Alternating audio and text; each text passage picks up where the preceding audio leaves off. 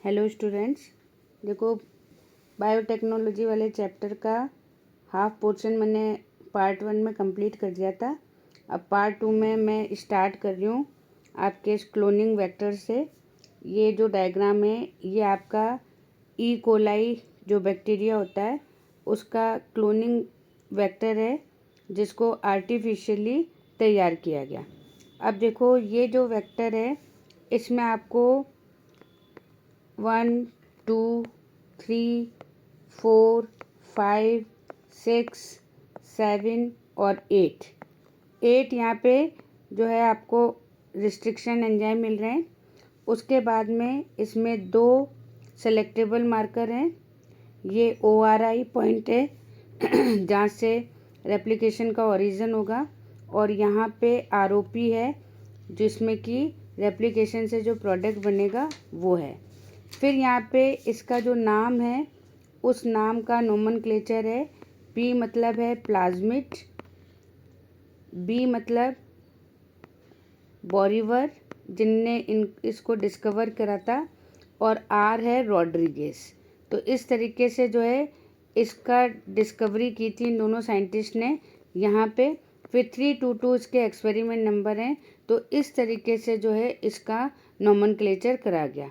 अब देखो इसमें कोई भी जो वेक्टर है उस वेक्टर में कौन कौन से कैरेक्टर होने चाहिए ये अपन यहाँ डिस्कस करेंगे। सबसे पहले हमारे पास में following are features are required to facilitate cloning into vector. तो ये सारे कैरेक्टर हैं। इसमें सबसे पहला है ओरिजिन ऑफ रेप्लिकेशन। तो ये जैसे अभी आपने देखा था, this is sequence from where replication start. Any piece of DNA when linked in sequence can be made the replicate within the host cell। तो ये वो पॉइंट है जिसमें आप कोई भी डिजायर्ड DNA को जोड़ें तो यहाँ से उसका रेप्लिकेशन स्टार्ट होगा और फिर वो क्लोनिंग करेगा। This sequence is also responsible for controlling the copy number. इसको भी इम्पॉर्टेंट कर लो कि इसमें कितनी कॉपीज बननी चाहिए, उस चीज़ को भी ये कंट्रोल करता है। सो wants recover many copies target DNA should be cloned in the vector whose login in the support of high copy number। तो यहाँ पे अगर अभी एग्जांपल देखें तो ये जो क्लोनिंग है वो 1 आवर्स में यानी 1 घंटे में मिलियंस कॉपी जो हैं वो बना देते हैं। तो ये जितना भी कॉपी नंबर है वो भी कौन कंट्रोल करता है? Origin of replication. उसके बाद में जो सबसे इम्पॉर्टेंट है वो है सेलेक्टेबल मार्कर। ये सेलेक्टेबल मार्कर एक तरह की एंटीबायोटिक्स होती हैं। अब यहाँ पे देखो addition of ORI vector required selectable marker which help the identify and elimination non transformed और selectively permitted growth of the transformed. अब देखो यहाँ पे 2 वर्ड दे रखे हैं, एक तो है नॉन ट्रांसफॉर्म्ड और एक है ट्रांसफॉर्म्ड। अब इसमें क्या है, जो RDNA बना देंगे वो तो कहलाएंगे आपके ट्रांसफॉर्मेट्स, और जो RDNA नहीं बनाएंगे उनको हम बोलेंगे नॉन ट्रांसफॉर्मेट्स। तो ये इसी सेलेक्टेबल मार्कर पे डिपेंड करेगा कि कौन तो RDNA बनाएगा और कौन RDNA नहीं बनाएगा। तो अब देखो सबसे पहली बात है ट्रांसफॉर्मेशन जो प्रोसेस है जिसमें कि अपन वेक्टर को इंट्रोड्यूस कर रहे हैं। तो procedure through which piece of DNA is introduced into host bacterium। You will study the process of sequence normally genes encoding resistance antibiotic। अब यहाँ पे देखो किन किन में हमारे इसमें आपको जो रिस्ट्रिक्शन एंजाइम या उसके अलावा जो सिलेक्टेबल मार्कर हैं यहाँ पे 4 आपको एग्जाम्पल दे रखे हैं और इनको आप इम्पॉर्टेंट कर लेना। एम्फिसिलिन है, फिर उसके बाद में कॉरमेफिनिकोल है, फिर उसके बाद में टेट्रासाइक्लिन है, फिर कैनामाइसिन है। तो ये चारों जो हैं चारों के चारों आपके एंटीबायोटिक हैं। और यहाँ पे अगर हम ई कोलाई की बात करें जो हमारे पास में वेक्टर है उसमें केवल आपको 2 मिलते हैं, एम्फिसिलिन और टेट्रासाइक्लिन। तो उन्हीं की रेजिस्टेंस में ये रिस्ट्रिक्शन एंजाइम ग्रो करते हैं। Are consider useful selectable marker for E coli. और तो सबसे इम्पॉर्टेंट चीज़ है कि normal E coli does not have carry resistance against any these of antibiotic. तो ये ध्यान रखना है क्योंकि ये अपन ने आर्टिफिशियली तैयार किया है, जिसमें 2 अपने पास सेलेक्टेबल मार्कर हैं, लेकिन जो नॉर्मल या नेचुरल ई कोलाई होता है उसके अंदर कोई भी रेजिस्टेंस एंटीबायोटिक्स नहीं होती है। उसके बाद में फिर नेक्स्ट है क्लोनिंग साइट्स। अब क्योंकि इसको कॉपीज बनानी है इसलिए जो है इसमें क्लोनिंग साइट भी होनी चाहिए। In order to link the alien DNA the vector needs to have very few preferably single recognize site. अब यहाँ पे देखो सबसे इम्पॉर्टेंट चीज़ है कि यहाँ पे आपको क्लोनिंग साइट मिलेगी और अधिकतर सब इतने से में जो है केवल एक सिंगल साइट है वो यहाँ पर काम करेगी। अब जैसे इसमें 8 हैं आपके रिस्ट्रिक्शन एंजाइम, तो recognize site is commonly use restriction enzyme, तो रिस्ट्रिक्शन एंजाइम के हेल्प से ये काम होगा। Presence of more than recognize sites within vector will generate several fragments which will be complicate and gene cloning. अगर सारे sites काम करने लगेगी तो बहुत सारे डीएनए फ्रेगमेंट्स बनेंगे और ये प्रोसेस कैसी हो जाएगी, कॉम्प्लेक्स हो जाएगी। इसलिए एक से केवल एक ही क्लोनिंग साइट जो है वो फंक्शन होगी और डीएनए फ्रेगमेंट्स बनेंगे। ठीक है, फिर उसके बाद में the ligation of alien DNA is carried out at the restriction site present in 1 and 2 antibiotic resistant gene। और यहाँ पे ज्वाइनिंग करने के बाद में एक या दो, जैसे अपन ने PBR है इसमें 2 एंटीबायोटिक यहाँ पे लिए, तो एक या 2 एंटीबायोटिक को हम यहाँ पे यूज़ करते हैं। For example you can ligate foreign DNA at the BAMH1 site of tetracycline resistant gene vector PBR। अब देखो यहाँ पे एक एग्जांपल दिया हुआ है कि जैसे मान लीजिए कि अगर हमें बैम रिस्ट्रिक्शन एंजाइम को यूज़ करना है तो वो टेट्रासाइक्लिन के लिए रेजिस्टेंट है लेकिन एम्पिसिलिन के लिए नहीं है, तो एम्पिसिलिन में ये ग्रो नहीं करेगा जबकि टेट्रासाइक्लिन में करेगा। तो ये यहाँ पे इस तरह से एग्जांपल आपको दिया है कि Bam site tetracycline resistant gene vector of PBR। तो इस अगर टेट्रासाइक्लिन का आप कल्चर करोगे तो इसमें रिकॉम्बिनेंट प्लाज्मिड्स बनेंगे। Will loss tetracycline resistance due to insertion of foreign DNA but can still selected out of from non recombinant ones by the plating transfer in tetracycline containing medium. और अगर हम दूसरे restriction enzyme को इस tetracycline में grow करेंगे तो उसमें RDNA नहीं बनेंगे, तो वो आपकी कहलाएगी नॉन रिकॉम्बिनेंट। अब देखो the transformant growing ampicillin containing medium transferred the medium of containing tetracycline. The recognized will be grow ampicillin containing medium not the containing tetracycline।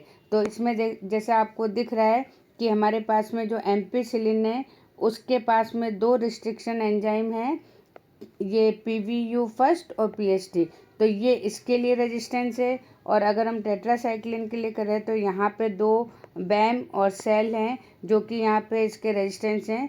तो अगर हम इसको अपोजिट एंटीबायोटिक देंगे तो उस पोजीशन में ये ग्रो नहीं करेंगे। फिर यहाँ पे देखो नेक्स्ट जो है वो यही है कि किस तरीके से जो है हमारे पास में अगर ऐसी कंडीशन हो कि हम अगर दोनों ही एंटीबायोटिक रखें और हमारे पास में जो दूसरे हैं जैसे EcoRI है, कैले CLA हिंड है, ये PO, तो उनको क्योंकि एंटीबायोटिक उनके पास कोई भी नहीं है तो इन एंटीबायोटिक का उन पर कोई भी इफेक्ट नहीं पड़ेगा। फिर यहाँ पे देखो but recombinant grow medium containing both antibiotic in the case of antibiotic resistance gene help the selecting transformants and where the antibiotic resistance. फिर उसके बाद में नेक्स्ट अपने पास में है जो बहुत इम्पॉर्टेंट चीज़ है इनएक्टिवेटेड ड्यू टू इंसर्शन। तो ये कई बार क्वेश्चन आता है और ये बहुत इम्पॉर्टेंट भी है कि इंसर्शनल इनएक्टिवेशन क्या है। तो यहाँ पे देखो एक एग्जांपल दिया हुआ है कि selection recombinant due to inactivation antibiotic is a conversion of procedure because the simultaneously plating in 2 plates in different antibiotic, thus the alternative selectable. अब यहाँ पे देखो एक एग्जाम्पल दिया हुआ है कि हमारे पास में कोई प्लाज्मिड है और उस प्लाज्मिड में अगर हम एक एंजाइम जिसका नाम है बीटा ग्लैक्टोसिडेज में अगर हम उसको ग्रो करते हैं तो ग्रो करने पर ब्लू कलर की जो है कॉलोनी बनती है। लेकिन अगर ये रिकॉम्बिनेंट डीएनए होगा तो उस कंडीशन में इसमें ब्लू कलर की कॉलोनी नहीं बनेगी और कलरलेस कॉलोनी बनेगी। तो हमें पता लग जाएगा कि हमारे आरडीएनए यहाँ बन चुके हैं। तो इस जो कंडीशन है इसे हम क्या बोलते हैं, इंसर्शनल इनएक्टिवेशन। ठीक है, तो यहाँ पे ये एंजाइम है। अब देखो the presence of chromogenic substrate given blue colour colony. तो अगर जब नॉर्मल में हम करते हैं तो उस कंडीशन में इस एंजाइम से ब्लू कलर की कॉलोनी मिलती है। Does not have insert and presence of insert result insertional inactivation beta glucosidase gene colonies are do not produce any colour. और अगर आर डीएनए होगा वहाँ पे या रिकॉम्बिनेंट डीएनए होगा तो उस कंडीशन में जो है कॉलोनी में आपको कोई भी कलर नहीं दिखाई दिया जाएगा। तो वो कैसी बनेगी, कलरलेस। तो ये जब कलरलेस बनती है इसका मतलब ये क्या शो कर रहा है, इंसर्शनल इनएक्टिवेशन। फिर उसके बाद में नेक्स्ट है हमारे पास में vector for cloning gene in plants and animal. अब ये भी इम्पॉर्टेंट है। अब यहाँ पे देखो सबसे जो इम्पोर्टेंट चीज़ है कि यहाँ पर हम एक नया बैक्टीरिया यूज़ कर रहे हैं, एग्रोबैक्टीरियम ट्यूमीफेसिएंस। ये वो बैक्टीरिया है जो डाइकॉट प्लांट में इन्फेक्शन करता है, उसमें नोड्स बनाता है। जैसे टेबको प्लांट है तो उसमें ये ट्यूमर बना देता है उसकी रूट्स में, और उसके कारण जो है इसमें वाटर और मिनरल का ट्रांसफ़र नहीं हो पाता है। तो इसका जो अपर ग्राउंड पार्ट है वो धीरे धीरे क्या हो जाता है, डिस्ट्रॉय या डेड हो जाता है। तो ये एक नेगेटिव है अप्रोच किसकी, एग्रोबैक्टीरियम ट्यूमीफेसिएंस की। लेकिन बायोटेक्नोलॉजी से इसके जो हार्मफुल इफ़ेक्ट है उसको यूज़फुल में चेंज कर देते हैं। अब यहाँ पे देखो अब यहाँ पे दे रखा है आपको एग्जांपल कि अभी अपन ने देखा था ई कोलाई बैक्टीरिया। अब बैक्टीरिया के अलावा हमारे पास में कुछ वायरसेस भी हैं जिनको भी हम इस प्रोसेस के लिए यूज़ करते हैं। अब सबसे पहले आपको एग्जांपल दिया है, for example Agrobacterium tumefaciens pathogen of several dicot plants. ये ध्यान रखना, कई बार क्वेश्चन आता है। Able to deliver piece of DNA known as T DNA. ये इसमें जो अगर आप स्ट्रक्चर देखते हो टीआई प्लाज्मिड की, एग्रोबैक्टीरियम का जो प्लाज्मिड होता है उसका नाम होता है टीआई प्लाज्मिड। टीआई मतलब, टी मतलब आपका ट्यूमर और आई मतलब इंड्यूसिंग। तो ये इसका प्लाज्मिड होता है और इस प्लाज्मिड में एक स्पेशल रीजन होता है, उस रीजन को हम बोलते हैं टीडीएनए। और ये टीडीएनए जो है ऑक्सिन और साइटोकिनिन से अनकंट्रोल सेल डिवीजन करता है जिससे कि प्लांट सेल में ट्यूमर्स बनते हैं। अब यहाँ पे देखो, यहाँ इसी को ट्यूमर सेल्स को प्रोड्यूस करते हैं तो उसके लिए हम उसकी जगह अगर डिज़ायर्ड जीन जोड़ दें तो वही प्रोसेस यहाँ पर होगा और हमारा जो डिज़ायर्ड कैरेक्टर है उससे वो प्लांट किस में चेंज हो जाएगा, ट्रांसजेनिक प्लांट में। फिर उसके बाद में एक और एग्जांपल आपको दिया है रेट्रोवायरस। रेट्रोवायरस वो वायरस होते हैं जो कि अपने आरएनए को डीएनए में चेंज करते हैं, अपोजिट काम करते हैं। आपने पहले पढ़ा है सेंट्रल डोग्मा। अब सेंट्रल डोग्मा क्या है कि जिसमें डीएनए से डीएनए बनता है, जिस प्रोसेस को अपन बोलते हैं रेप्लिकेशन। उसके बाद में डीएनए से आरएनए बनता है जिसे अपन बोलते हैं ट्रांसक्रिप्शन, और फिर आरएनए से प्रोटीन बनता है जिसे अपन बोलते हैं ट्रांसलेशन। अब यहाँ पे देखो डीएनए से आरएनए बन रहा है, लेकिन इस वायरस में आरएनए से डीएनए बनेगा और इस प्रोसेस को हम बोलते हैं रिवर्स ट्रांसक्रिप्शन। तो यहाँ पे ये जो काम होता है ये रिवर्स ट्रांसक्रिप्टेज एंजाइम से होता है। तो इसलिए ये जो वायरस है, ये वायरस जो है एनिमल्स में जाके कैंसरस सेल्स बनाते हैं। तो ये भी एक नेगेटिव है लेकिन इसको भी जो है हम अपने डिज़ायर्ड कैरेक्टर से यूज़फुल में चेंज कर सकते हैं। तो ये भी एक एग्जाम्पल है आपका रेट्रोवायरस का। उसके बाद में देखो यहाँ दे भी रखा है ट्यूमर इंड्यूसिंग प्लाज्मिड, जो कि एग्रोबैक्टीरिया का है, उसको हम मॉडिफाइड करके क्लोनिंग के रूप में यहाँ पे यूज़ करते हैं और डिजायर्ड प्लांट्स को डेवलप करते हैं। फिर उसके बाद में नेक्स्ट अपने पास में है ये जो प्रोसेस है, इन प्रोसेस को करने के लिए अब यहाँ पे देखो सबसे पहला जो है जिसमें कि हम सेल को तैयार कर रहे हैं, तो ये टॉपिक है यहाँ पे कंपोनेंट।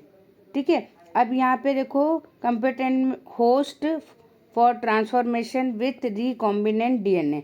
तो ये सबसे पहले हमें जो होस्ट सेल है जिसके अंदर हमें डिजायर्ड डीएनए को एंटर कराना है, तो एंटर कराने के लिए पहले हमको उसको तैयार करना पड़ेगा, रेडी करना पड़ेगा ताकि डीएनए उसमें एंटर कर सकें।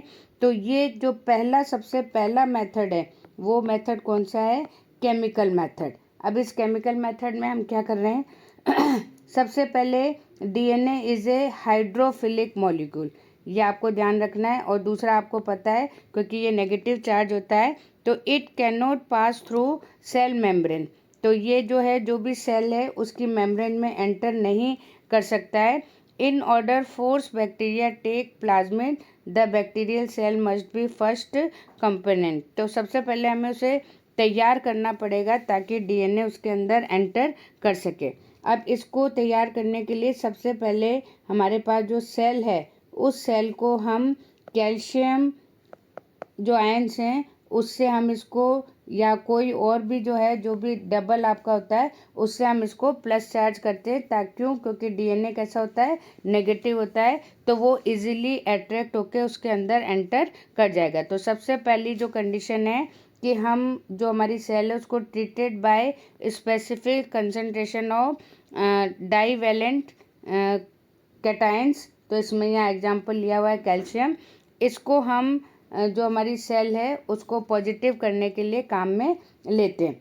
फिर उसके बाद में जो है रिकॉम्बिनेंट डीएनए है वो फोर्सली उसके अंदर एंटर करता है, लेकिन उससे पहले हम इसमें हीट शॉक मेथड देते हैं कि सबसे पहले हम जो सेल है उस सेल को आइस पे रखते हैं, यानी 0 डिग्री सेंटीग्रेड पे रखते हैं, और फिर उसके बाद में उसको 42 डिग्री सेंटीग्रेड पे रख देते हैं। और जैसे ही हम उसको रखते हैं उसमें डीएनए एंटर कर जाता है और फिर तुरंत हम उसको वापस से किस पे रख देते हैं? आइस पे रख देते हैं। तो सबसे पहले 0 डिग्री पे रखा, फिर 42 पे रखा और उसके बाद में वापस से 0 डिग्री पे रख दिया। तो ये जो प्रोसेस है इस प्रोसेस को हम बोलते हैं हीट शॉक मेथड, जिसमें इजीली डीएनए जो है सेल के अंदर एंटर कर जाता है। तो this enable bacteria take up the recombinant DNA. फिर उसके बाद में हमारे पास में दूसरा यहाँ मेथड दिया हुआ है, वो मेथड है फिजिकल मेथड। अब फिजिकल मेथड में दो यहाँ पे एपरेटस यूज़ किए गए हैं, एक तो है माइक्रो इंजेक्शन और एक है आपके पास में बायोलिस्टिक जीन गन। ठीक है, तो जो पहला वाला है ये बिल्कुल सिंपल जैसे अपने इंजेक्शन होता है उसी तरीके से होता है। इस इंजेक्शन जो है इसके अंदर जो भी अपना डिजायर्ड जीन है उसको डाल दिया जाता है वो सीधा एनिमल के न्यूक्लियस में जाके उसको छोड़ देता है। फिर अपने पास में जो दूसरा है वो है जीन गन। तो यहाँ पे भी गन जैसी स्ट्रक्चर है इसलिए हम इसको जीन गन बोलते हैं। और यहाँ पर जो हमारा डीएनए है उस डीएनए के को हम एक बुलेट की तरह तैयार करते हैं और इन माइक्रो पार्टिकल्स को जो है जैसे डीएनए उसके चारों तरफ हम उसकी जो है ओवरलैपिंग करते हैं, और वो उसके लिए जिस एलिमेंट को यूज़ करते हैं वो क्या है? गोल्ड और टंगस्टन। फिर उसके बाद में हाई वेलोसिटी से जो है सेल के अंदर एंटर करवा देते हैं। तो ये दूसरा जो हमारा मेथड है वो कौन सा है? Gene gun. फिर जो है ये एक तरह से आप इसको डायरेक्ट मेथड भी कह सकते हो, डायरेक्ट मेथड या वेक्टरलेस मेथड। तो वेक्टरलेस या तीसरा आपका हो गया फिजिकल। तो इस तरीके से जो है इसमें इजीली एंटर कर जाता है। फिर उसके बाद में अपने पास में नेक्स्ट है process of recombinant DNA technology. अब अपने पास में है कि ये पूरा काम हम किस तरीके से करते हैं। तो इस टेक्नोलॉजी में हमारे पास में कुछ स्टेप्स हैं। सबसे पहले हम जो है आइसोलेशन करेंगे डीएनए का, यानी होस्ट सेल से उसको बाहर निकालेंगे। फिर उसके बाद में डीएनए का फ्रेगमेंटेशन करेंगे रिस्ट्रिक्शन एंडोन्यूक्लियस से। फिर उसके बाद में जो है इलेक्ट्रोफोरेसिस जो टेक्निक है, उस टेक्निक से हम इनको सेपरेट करेंगे और फिर उसके बाद में लाइगेज एंजाइम से जोड़ेंगे, वेक्टर के अंदर एंटर करेंगे और फिर वेक्टर को हम जो है होस्ट सेल के अंदर एंटर कराएंगे और फिर उसके बाद में लार्ज स्केल पे हम इसका जो है प्रोडक्शन का जो है बनाएंगे। तो ये अपने पास में अलग अलग स्टेप है। अब देखो, सबसे पहला जो हमारा स्टेप है वह है आइसोलेशन ऑफ जेनेटिक मटेरियल। अब हमारे पास में अलग अलग एंजाइम्स हैं जिनसे हम ये काम करते हैं। तो देखो, सबसे पहले nucleic acid genetic material all organisms without exception in majority of organisms, this is deoxyribonucleic DNA. In order cut DNA with the restriction enzyme need to pure form free from the other macromolecules। अब देखो, सबसे पहले हमें ये यहाँ पे ध्यान रखना है कि हमारे पास में किस तरह की सेल है और उससे हमें कौन से एंजाइम से जो है उसको डीएनए को बाहर निकालना है। तो यहाँ पे देखो, सबसे पहले आपको दे रखा है यहाँ पे लाइसोजाइम एंजाइम। अगर बैक्टीरिया सेल है तो हम ये एंजाइम यूज़ करेंगे। सेल्यूलेज है तो हमारी प्लांट सेल होगी तो सेल्यूलेज यूज़ करेंगे। और अगर फंगल सेल है तो हम काइटिनेज एंजाइम यूज़ करेंगे। इन तीनों एंजाइम जो भी हमारे पास में सेल है उससे हम इसको डिज़ोल्व करेंगे और जिससे कि हमारा डिजायर्ड डीएनए है वो आइसोलेट हो जाएगा। उसके बाद में फिर हमारे पास में हम इसको जो हमारे पास में डीएनए है उस डीएनए का प्यूरिफिकेशन करेंगे और प्यूरिफिकेशन करने के लिए भी हमें कुछ एंजाइम्स चाहिए, क्योंकि हमें प्योर डीएनए चाहिए। तो हम प्रोटीन हटाने के लिए प्रोटीनेज यूज़ करेंगे। आरएनए है तो हम आरएनएज यूज़ करेंगे और इससे हमारा केवल क्या रह जाएगा, डीएनए रह जाएगा। और डीएनए को भी हम जो चिल अल्कोहल होता है उस अल्कोहल से 100% प्योर कर लेते हैं और इसी प्रोसेस को हम क्या बोलते हैं, डीएनए स्पूलिंग। तो यहाँ पे जो आपको एक डायग्राम दिया हुआ है, इस डायग्राम में अल्कोहल से हम जो है डीएनए को बिल्कुल प्योर करके इसके जो फ्रेगमेंट्स हैं उस फ्रेगमेंट्स में मिलता है, तो इसे हम बोलते हैं स्पूलिंग मेथड। फिर उसके बाद में देखो, यहाँ दे भी रखा है कि RNA can removed by treatment of ribonuclease where protein removed by treatment of protease. तो ये एंजाइम्स हैं जो कि आरएनए और प्रोटीन को हटाने का काम करेंगे।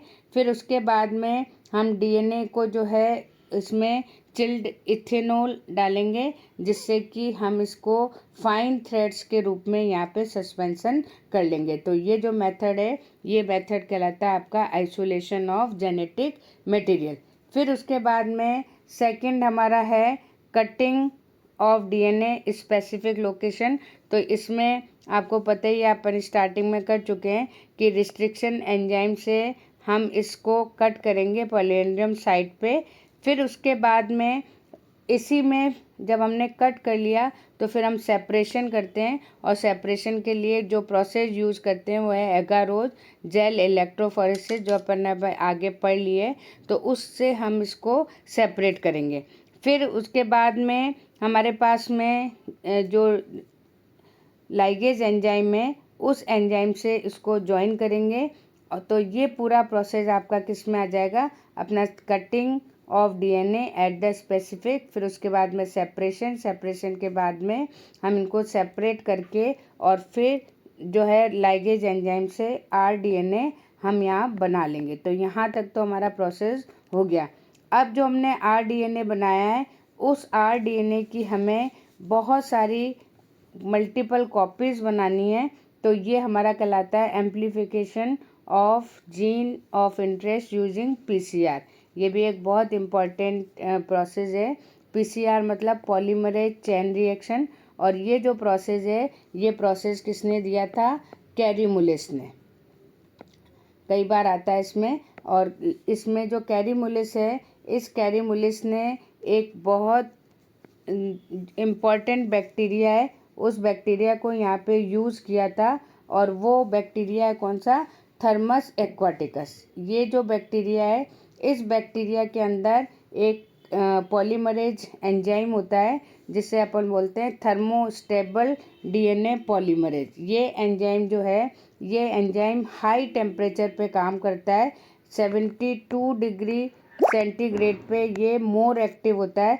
तो इसमें हम जो है हाई टेम्परेचर पे इसका काम इससे करते हैं। अब यहाँ पे देखो, इस प्रोसेस में जैसे अपन इसका जो डायग्राम है उसमें देख रहे हैं, यहाँ पे 3 स्टेप्स होते हैं। फर्स्ट है डीनेचुरेशन, सेकंड है एनिलिंग और तीसरा है एक्सटेंशन। ये जो डीनेचुरेशन है ये हम 95 डिग्री सेंटीग्रेड पे करते हैं। एनिलिन है ये हम 55 डिग्री सेंटीग्रेड पे करते हैं। और एक्सटेंशन है वो हम करते हैं 72 डिग्री सेंटीग्रेड पे। तो ये जो है अलग अलग टेम्परेचर में हम ये काम करते हैं। अब देखो, सबसे पहले हमारे पास में ये dsDNA है, डबल स्टैंडर्ड डीएनए, जो कि rDNA है। सबसे पहले हम इसका डीनेचर करेंगे, इसको 95 डिग्री सेंटीग्रेड पे रखेंगे। तो इसकी जो दोनों स्ट्रैंड हैं वो दोनों की दोनों यहाँ से अलग हो जाएगी। यहाँ जो हीट लिखा है इसमें आप लिख सकते हो 95 डिग्री सेंटीग्रेड। अब ये दोनों अलग हो गई। अलग होने के बाद में इनमें वापस से रेप्लिकेशन प्रोसेस चालू होता है। और रेप्लिकेशन होने से पहले इसमें या डीएनए बनने से पहले प्राइमर्स बनते हैं। और इन्हीं प्राइमर्स को हम एनील भी बोलते हैं, इसलिए इस प्रोसेस का नाम क्या रखा गया? एनीलिंग। और ये जो काम होता है ये कितने पे होता है? 55 डिग्री सेंटीग्रेड पे। फिर उसके बाद में हम यहाँ पे टैग पॉलीमरेज एंजाइम यूज़ करते हैं जो हमने थर्मस एक्वाटिकस से लिया था। और उसके बाद में इसकी बहुत सारी कॉपीज़ बनती है। और यहाँ देखो लिखा हुआ है 30 साइकिल।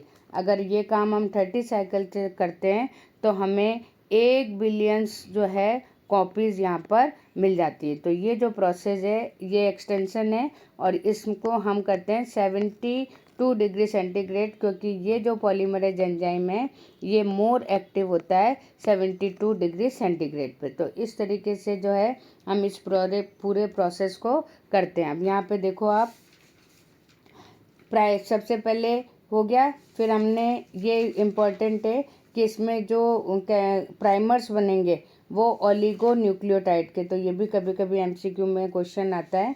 फिर उसके बाद में प्राइमर है, फिर जो है डीएनए टेम्पलेट बनने लगेगा और फिर एम्पलीफाइड होके 1 बिलियन कॉपीज़ जो है वो बना लेगा। और सबसे इम्पॉर्टेंट है कि यहाँ पे थर्मस एक्वाटिकस यूज़ किया जाता है जिससे ऐसा डीएनए मिलता है जो 72 डिग्री सेंटीग्रेड पे भी काम कर सकता है। तो इस तरीके से ये अपना हो गया।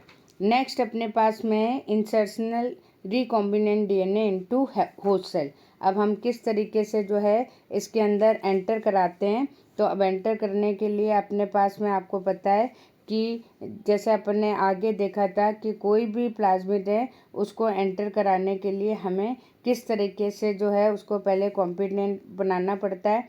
फिर उसके बाद में चाहे केमिकल प्रोसेस हो चाहे फिजिकल प्रोसेस हो, उस प्रोसेस के थ्रू हम उसको एंटर करवा देते हैं। उसके बाद में है ऑब्टेन फॉरेन जीन प्रोडक्ट। अब यहाँ पे देखो, सबसे इम्पोर्टेंट चीज़ है कि अगर हमें लार्ज स्केल पे ये काम करना है तो लार्ज स्केल पे काम करने के लिए हम एक स्पेशल एपरेटस यूज़ करते हैं जिसे हम बोलते हैं बायोरिएक्टर।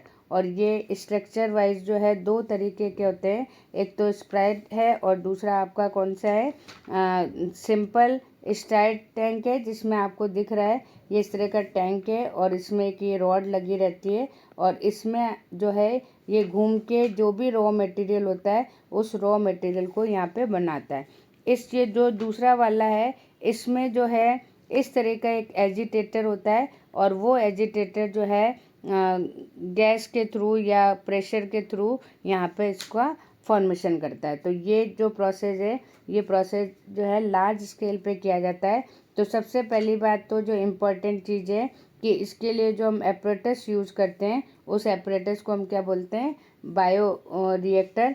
और ये जो बायो रिएक्टर हैं इनकी जो कैपेसिटी है वो कितनी होती है, 100 to 1000 लीटर्स।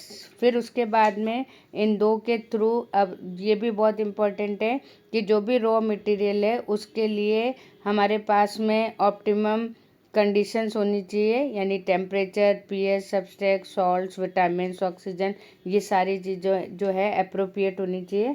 फिर उसके बाद में जो लास्ट टॉपिक है वो अपना क्या है, डाउन स्ट्रीम प्रोसेसिंग। ये भी बहुत इम्पोर्टेंट है कि जब हमने इसका पूरा यहाँ पे मटेरियल बना लिया तो उसके बाद में हम इसको मेडिकली जो है टेस्टिंग करते हैं, और टेस्टिंग करने के बाद में फिर हम उसको मार्केट में सेल करते हैं। तो इस प्रोसेस को हम क्या बोलते हैं, डाउन स्ट्रीम प्रोसेसिंग। यानी process include separation, purification, testing, ये सब प्रोसेस क्या कहलाती है, डाउन स्ट्रीम प्रोसेस। और फिर उसके बाद में जो है हम इसमें जो भी प्रिजर्वेटिव वगैरह है उसको डाल के और इसको जो है मार्केट में एज ए ड्रग के रूप में जो है सेल करते हैं। तो ये प्रोसेस क्या कहलाता है, आपका डाउन स्ट्रीम प्रोसेसिंग। तो ये जो है पूरा का पूरा आपका यहाँ पे कंप्लीट हो गया है। अब इसमें एक जो लास्ट में दो चीज़ मेरे को और आपको बतानी थी कि जो फादर ऑफ, अक्सर क्वेश्चन आता है, फादर ऑफ बायोटेक्नोलॉजी हैं वो कौन है, कॉल एरेकी। और दूसरा जो है अपना है फादर ऑफ जेनेटिक इंजीनियरिंग, वो हैं पॉल बर्ग। तो कभी कभी ये फादर्स के नेम भी आ जाते हैं। उसके बाद में नेक्स्ट अपने पास में है